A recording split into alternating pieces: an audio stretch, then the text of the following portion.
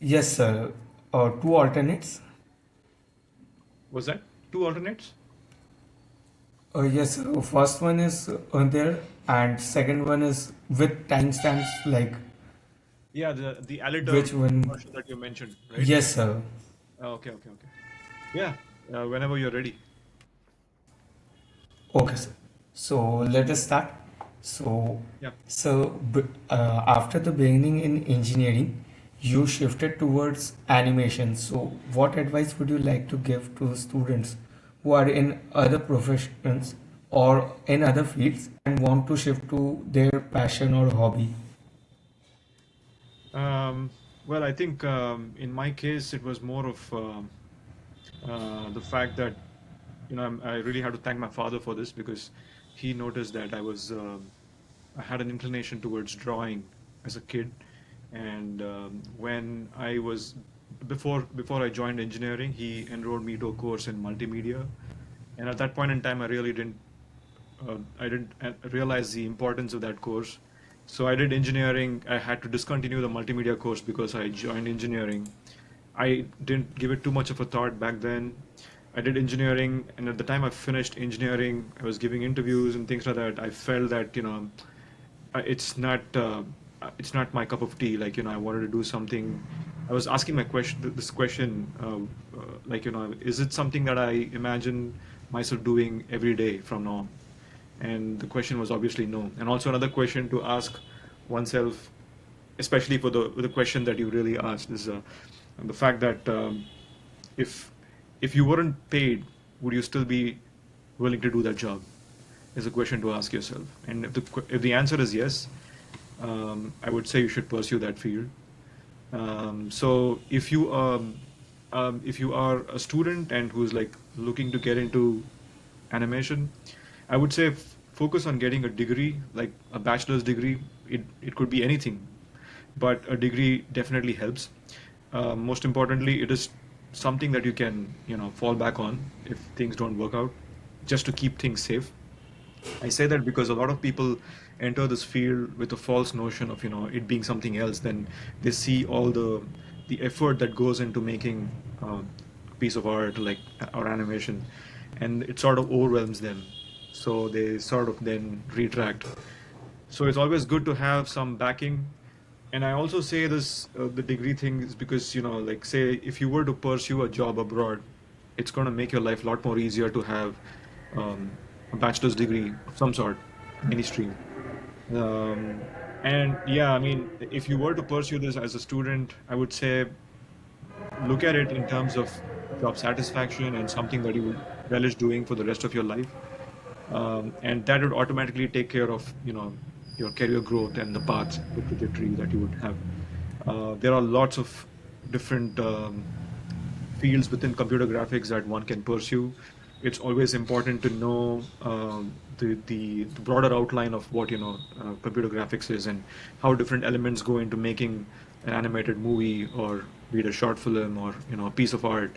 So I think it's good to get yourself at least invest about 4 to 5 months in really training yourself. Go to an institute or check with people or people who are in the industry to get an idea as to what one needs to do, like what are the starting steps. Foundational things are very important in this field. And the same goes for a professional as well. Like, if you are a professional, you're working in a field, you want to switch over to computer graphics, always give yourself a buffer time, like say 5 to 6 months, where you sort of do a lot of research after your work hours, and then try to understand what really goes into making animated content and basically just gauge yourself as to if you're really up for doing something like that. Like I said, a lot of false notions as to what things are. People don't really understand when they start, but once they start to take a course and they start to get into the depths of it, you start to feel that, hey, this is a little too much for me. Maybe it's not my cup of tea.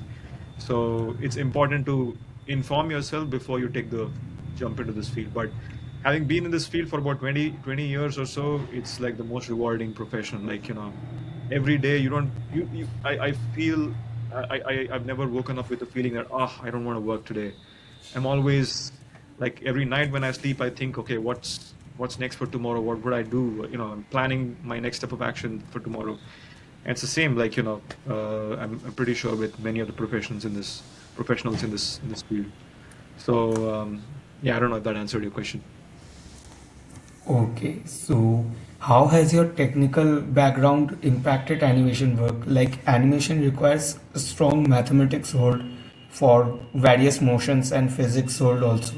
So technical background impacted your animation, like a student from non-technical background, can they also enter animation and grasp the concepts quickly? Yeah, absolutely. I mean, I don't think there is a direct correlation between what I did in animation, what I did in engineering, and what is in animation.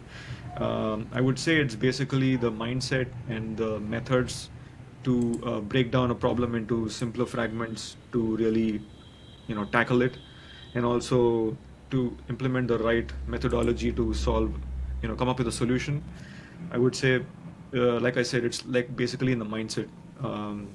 And also, engineering also helps you understand the underlying, what do you call, like the underlying concepts and the ideas, like say the way a rig works or the way a pipeline works. So you're probably well equipped to understand all those things, and also maybe helps you troubleshoot things better.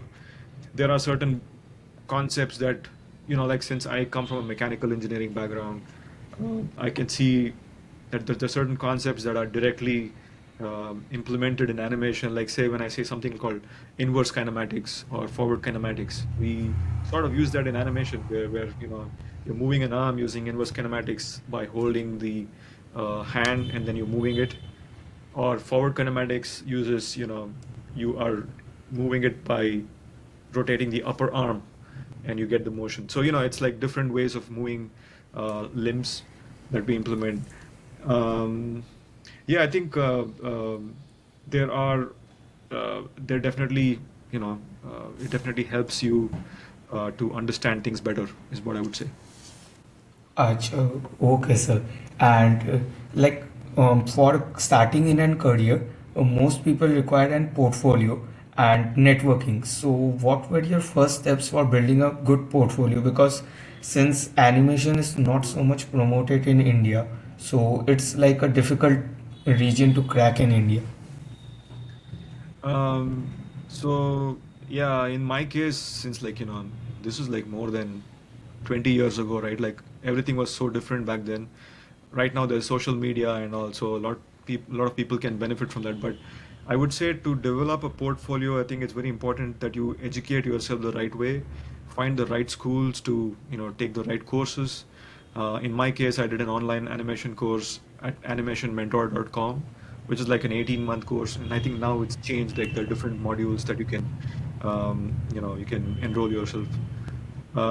And basically it taught me all the basics of animation and all the principles that are implemented in animated movie making. It's very important because the course also will help you at the end of each semester. You would be coming up with an exercise, an assignment, which essentially will which essentially is going to become your portfolio. Like, it's like your demo reel is what we call. So focusing on a good course is what I would say is a starting point, and then the outcome of that would be a good demo reel where you have a nice collection of your works during the course, like around 7 or 8 shots of your animation with different ideas, maybe characters talking, interacting, maybe something that's more mechanics oriented, and something that's trying different styles in animation. So I would say that really helps. Be it be it animation or be it any other creative field, if you ask me. In my case, that was the starting point because I did Animation Mentor. I had a strong, sort of, not a strong portfolio. At least had a portfolio to start with. These days, it's even more easier, I would say, because after you have that portfolio, the question back in the days for us used to be like, how do we approach people? Like, because there wasn't as much of a wider reach of social media. But now you can just have your own channels, you share it, and people share your work. If your work is good, put it up on like, Twitter or Instagram, and you can share it. And, if it's good enough, it gets shared by other people and you get a lot of visibility. So I think that's one good way, and also good way to network as well, right? Like on social media, and keep a track of events that happen in pertaining to animation or anything pertaining to computer graphics, and make sure that you're present and you go there, interact with people, get to know the nitty-gritties and how things are done, speak to people. So I think that's the best way to go about it. Okay, so and what were the challenges that slowed down your journey? Because animation is quite a tough area where it requires a lot of practice. Um, Slowed down my journey. I mean, so the thing is, the learning curve is always challenging. I wouldn't think of anything that really slowed down. I would say the slowdown happened before I jumped into animation, because I come from an engineering background, and while my friends and all were joining software companies, here I was like saying that I want to get into computer graphics, and so it took a while for my parents to get used to it, to the idea of me jumping into something different, but they were super supportive. So that was the biggest hurdle for me to make the transition.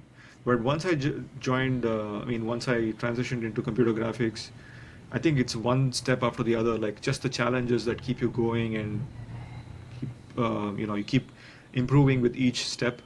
I would say that we had a startup at one point in time, and there were certain, um, we did have certain collaborations that didn't work out, which maybe like you can consider it to be a sort of a roadblock in many ways, because we were hoping for certain projects to take off, but it didn't. And we had to lose people because of that. And eventually we had to shutter doors because, there was recession around 2008, and we were functioning, doing some design visualization work for people, and all the projects started to dry out.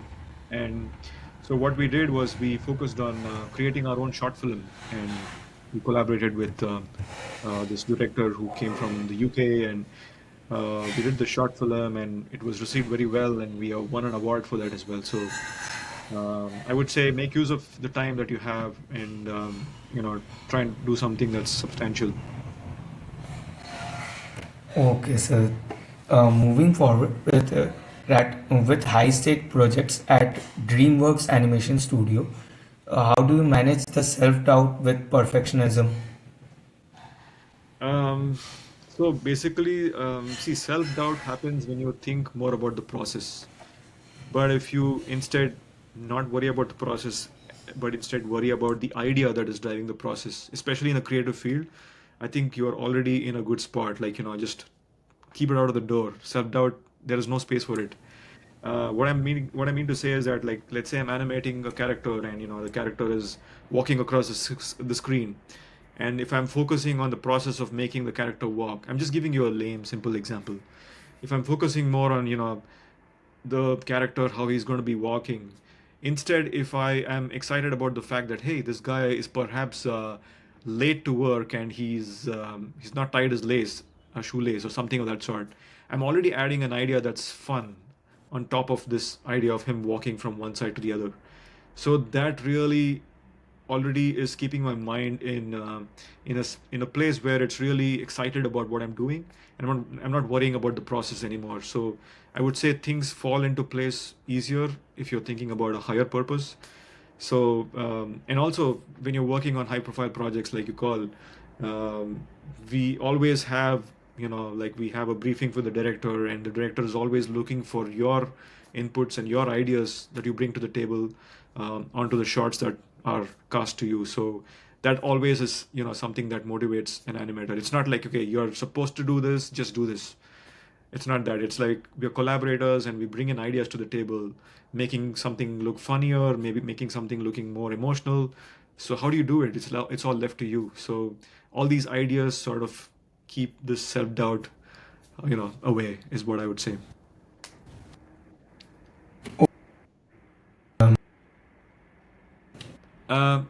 Uh, you muted.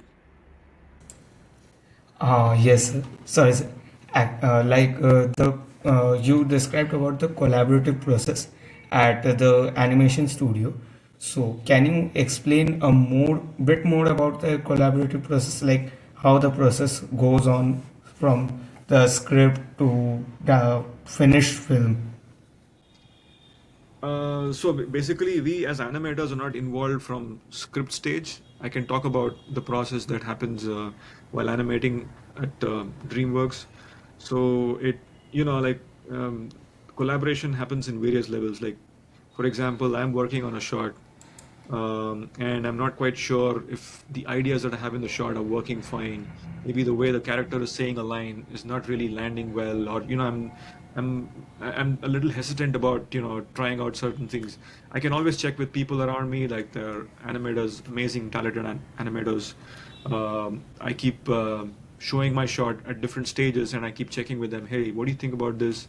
It may not happen very regularly, but I always make use of an opportunity when there is one. We also collaborate when it comes to pre-launch. Like, for example, before we are launched on a particular sequence, we have pre-launch meetings where the whole team that is working on that sequence gets together and we discuss ideas on how the sequence can be made more interesting, or potential pitfalls of things that could go wrong and things to keep in mind. And the do's and don'ts of certain things. So every sequence has a supervisor.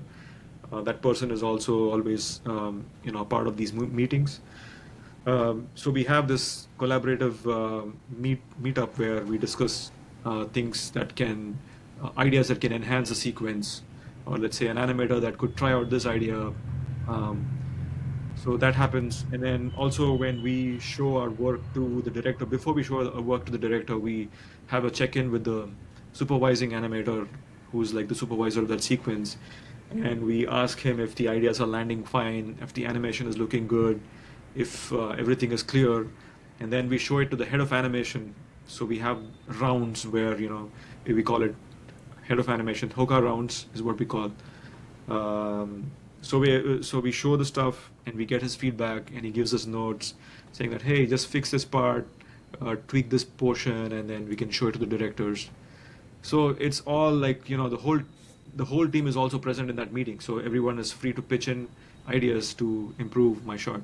So all throughout, it's a collaborative process. And even when you present your shot to the director, there's a room, it's like an open room. Like, there are people sitting and watching your work being presented, and they're free to pitch in ideas, and you're free to pitch in ideas to, others' shots as well. So it's always a collaborative process. Yeah. Okay, sir. So moving forward with, like, India is very backward in animation space, and hasn't quite produced much good animation works. Like, what opportunity do you think India has in the animation space, and for global recognition, what should India do? I wouldn't say it's backward, man. Definitely, India is one of the front runners when it comes to being the outsourced destination, because many projects get done in India. Like, you'll not believe, like the latest Mufasa movie that's been done in NPC in Bangalore, and there are like so many other movies that have been done in India. Like, there's Double Negative, it's got its feature animation division. Be it VFX, like there is MPC, there is there are companies like 88 Pictures, and we have our own studios like Vaibhav Studios that do original Indian IPs. So, yeah, I mean, basically the thing is, it needs the right backing, right? Like, basically, the backing seems to be more, facilitating VFX work, and um, us being like an outsourced destination where we are doing service oriented jobs to companies like in Canada or in the US. I think the transition needs to happen into us doing more IPs, and I think it needs to have the right financial backing and the right people supporting the project. And then there's so many stories that can be told from India. Like, we have so many different cultures, um, and not just mythology. Like, so many other things can be conveyed from an Indian standpoint, I feel. And of course, the quality of artists and animators are like world class in India. Like, and I don't think the focus should be on getting global recognition. It's like we should be making stuff our own for our own people, is what I believe in. Like, I mean, if you are focused on catering to content for your own audience, that comes with the level of authenticity, and I think that's kind of what will even draw in people from, from outside India to watch your content. Because if you're making content to please the global audience, I don't think that's the right approach. Um, so yeah, focus on making your own people watch animated content is what I would say is the right way to look at it, and to do more IPs are um, that have the right backing and they're like the right ideas behind them. Not just for the sake of making IPs. Make animated stories, movies that have something to say about your culture, or be it, an emotional um, um, perspective from a character, or so there are so many things to say, I feel. Okay, sir. Like, what advice would you like to give Indian animators aspiring for global success? Like, your movie, The Wild Robot, it got a huge success in India and across the world. So, like, similar success, what advice would you like to give? um, it's I mean, it's again dependent on where the animator is working. Like, if you're talking about animators who are creating their own content, that's an amazing direction to head into, because I know a lot of people who are very successful with their content creation, with with animation. I know a couple of my own friends who I've worked with who have some really successful YouTube channels, and they create content regularly, and they have a lot of viewers from India viewing, and I think that is in itself is a great success. If you're looking at global success, it's again tied to you working with a company, and then the company, like for example, in my case, like I am not creating my own content. I'm a part of DreamWorks. I work for DreamWorks, and everything that I do is what I've been asked to do. Like, hey, this is your shot, this is your idea, and come up with something that, some idea to complement this plot, or like. So I have my own creative boundaries as well. It's not that I create stuff by my own. I basically, we're all catering to the story of the movie.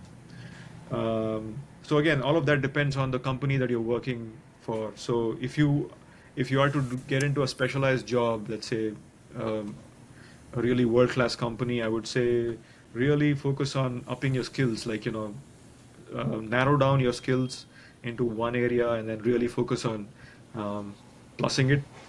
If you want to do like short films on your own, I think diversify your skill sets. Like, try to learn as much as possible. Is That's the approach. Um, but I don't know if that answered your question. Like, Like, it gave the idea, like, what is needed to do be done. And, sir, how do you see AI impacting the animation industry? Because after AI has come to the existence, it has disrupted many industries till now. So, and yeah, like, there are models that can create entire anime series within just a few prompts. Like, is this a threat to the traditional work, or it will complement it? I am not in a very good position to really answer this question. I'm not a very big fan of AI. I'm not very well uh, educated in terms of what AI is, and I mean AI can do, because I'm not really bothered looking in that direction. Because to me, generative AI is like an insult to everything that we do.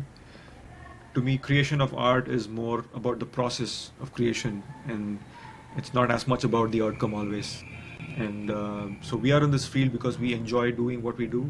And if you're saying that, you're taking away the most important part of creating art, and just saying that, okay, you can just do that with some prompts, I don't think, it just doesn't sit right with me. So let's come to animation in specific. Like, I am yet to see something that's really substantial, that is really, that I'm sort of alarmed about. There are been a lot of clips about, like, hey, look at this. It's like this is the next big thing, and it's going to,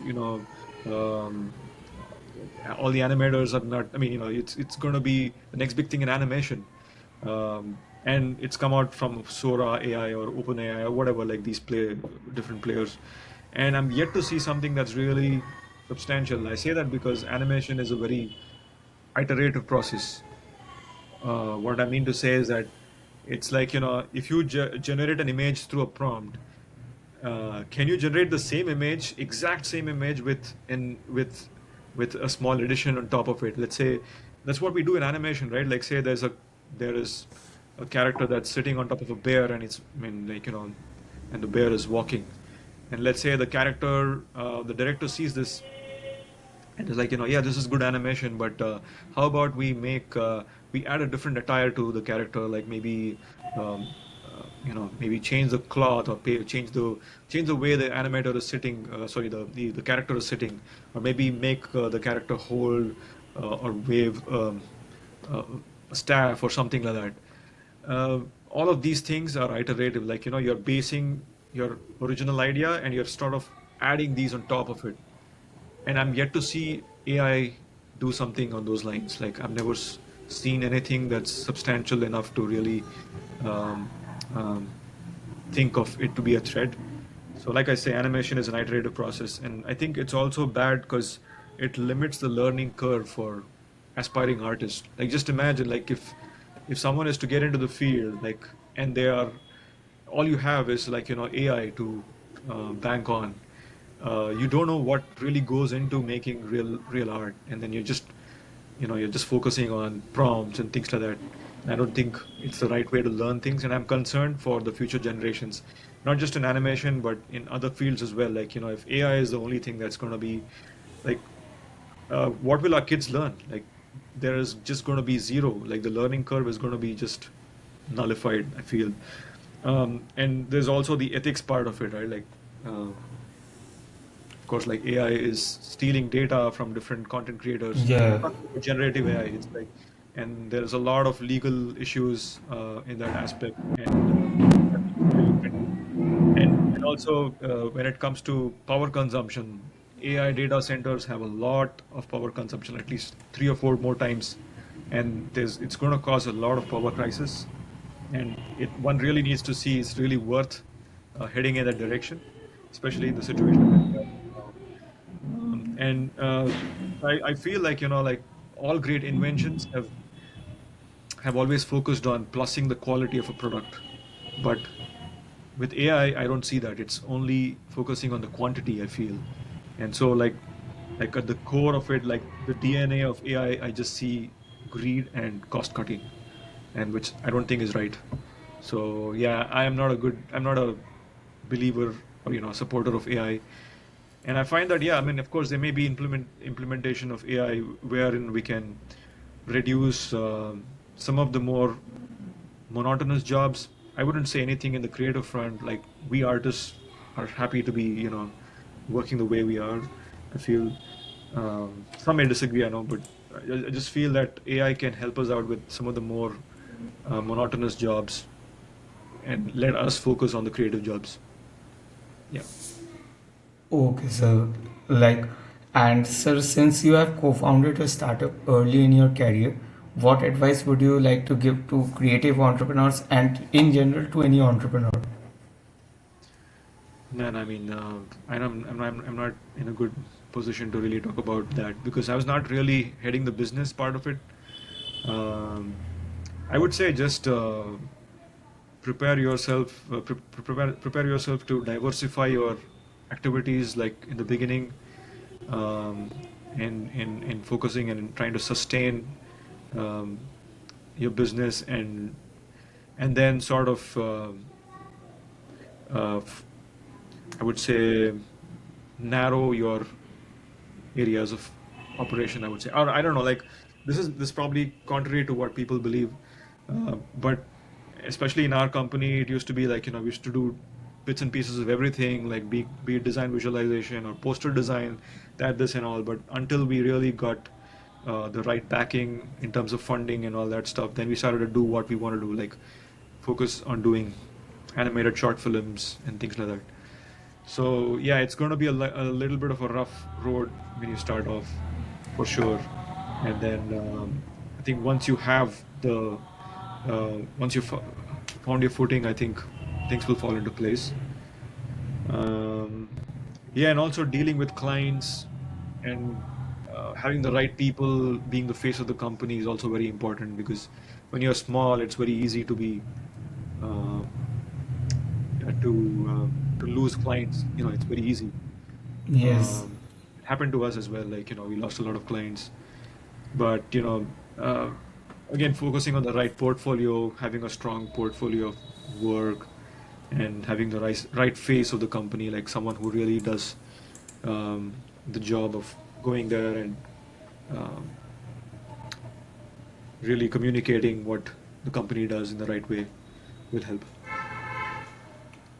And so, would you like to specify any resources or courses or communities that make you relevant to the industry and also useful for other people who are trying to enter the industry? Like, I myself have a hobby of animating things, but I'm not very good at animation. So, in order to enter into the industry and to learn more about it, what type of resources can I use? Definitely make use of some of the online forums. There's so many online forums, like CG Society is one, and then subscribe to all the big newsletters, I would say, because they carry all the latest industry trends and things that are happening. Um, and there's always this artist corner where you get to interact with artists, and you get to understand their workflows. There are webinars that are posted. There are certain communities like um, uh,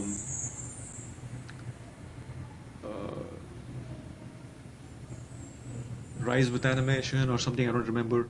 There are certain communities that actually host these sort of programs on a regular basis.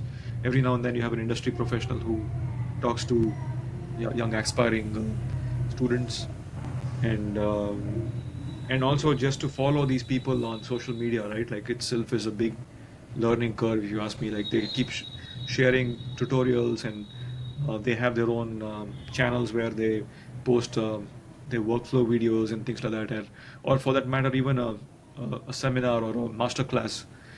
It's always good to be updated as to where and when things are happening. So connecting with people, I think really maximizing social media and um, is definitely going to help. And sir, at the finally, what advice would you like to give to any person in the creative sector? Like anybody who wants to enter it, or any student who is currently in this AI rush where many people are confused about using AI for their work or without using AI. Like it's confusing time for students to decide things.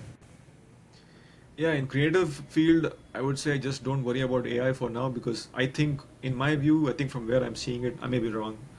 And from where I'm seeing it, it's probably just a bubble that's going to just pop soon, because it's not viable. I mean, there people have been talking about it for a long time now, like more than a year or 2 years now, and I've not seen anything really substantial come out of AI in a way that it will look threatening to the whole industry. Of course, there are ways, like, for example, story writers and all are under threat for sure. And that's something that we're trying to fight here with the guild over here, to see, to protect and safeguard uh, story writers and their rights. Uh, but of course, there definitely is a threat in terms of some of the creative fields within animation. But in terms of creating a movie, I don't think AI will ever come close to human created content. Like a movie like Wild Robot, like you say, like, is all done by people. Like, everything, every frame has been meticulously crafted by people. So it's hard for AI to ever create something um, that's on those lines. So I would say, if you are a student, focus on the foundational skills of art and understanding art. And this is something that I wish I had done when I started off.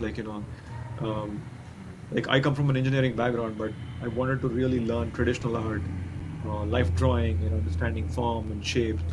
So all of that, I think it's very important for people to understand the traditional art forms, um, and then understand the technicalities of the different softwares that are in, that are being used.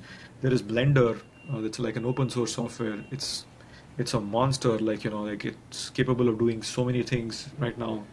Um, there is that, and then there is Unreal Engine.